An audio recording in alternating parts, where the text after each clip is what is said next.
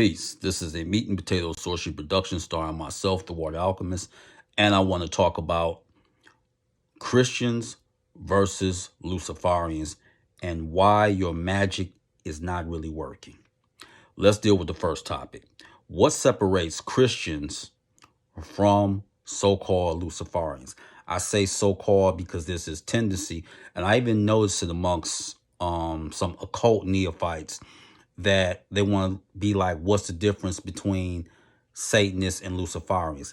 There really isn't any difference on a cosmetic level. Now, what separates them from the Christians?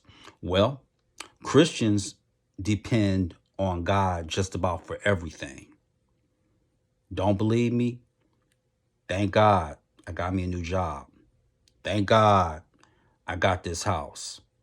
Thank God I married this man or woman. Thank God I got this vehicle. You don't factor in the equation at all. Haven't you ever stopped to think that maybe it's because you worked overtime, you saved your money, you did something with your credit? You've totally taken yourself out of the equation for socioeconomic advancement. You pretty much removed yourself. Now, what differentiates the occultist or so-called Luciferian? These are the traits that are attractive to spirits. Being self-reliant and accountable, being intelligent, non-judgmental, and not subscribing to dogma. Those are very attractive traits, because what the spirit or the so-called daemon will do is they will try to amplify those traits. So in amplifying them, this is how your magic will grow and you will evolve in your practice.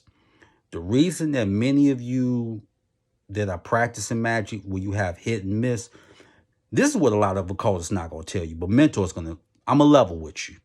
The reason that your magic is hit or miss, because it escapes many of you that deprogramming is for life, because a lot of you won't let go of Jesus, or he won't let go of you. Stop thinking because you don't go to that church.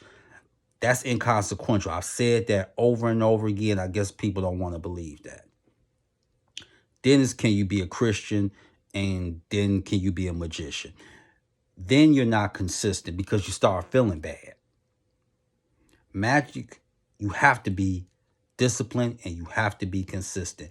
And the other thing is, and this is where the Christian mind state comes in, when you're dealing with these spirits, stop sounding like a perpetual apologist.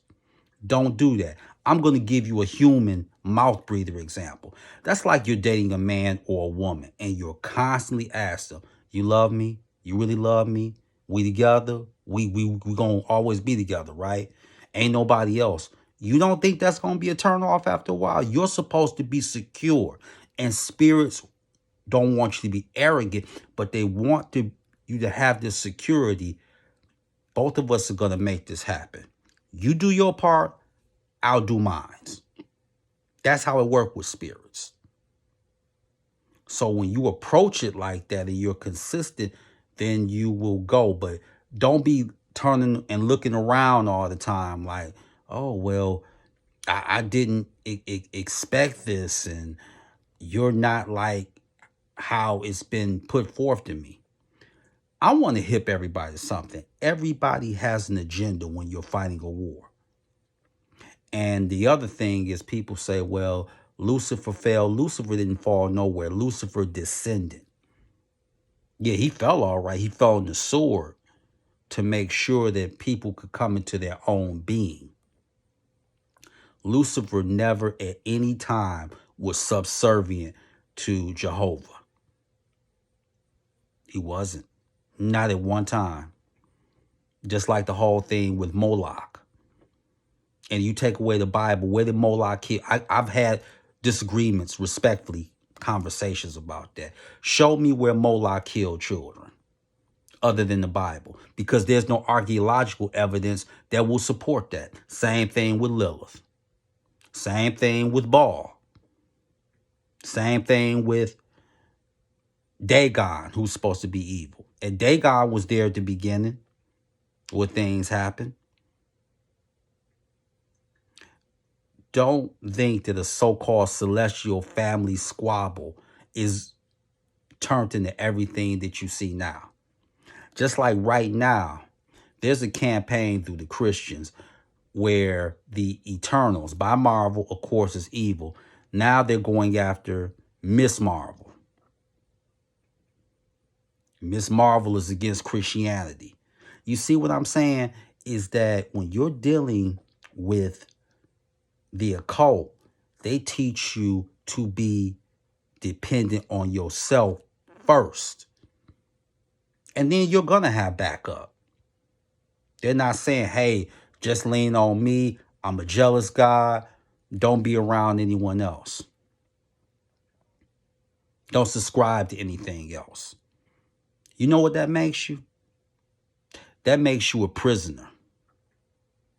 That's what that makes you. Whether you want to hear that or not, that's what that makes you. That's why 1 minute you may have a magical ritual that works.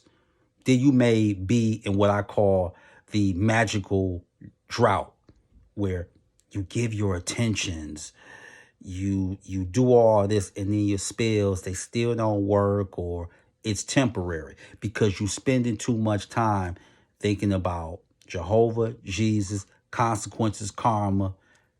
You're creating a ground, a foundation where your magic isn't supposed to work.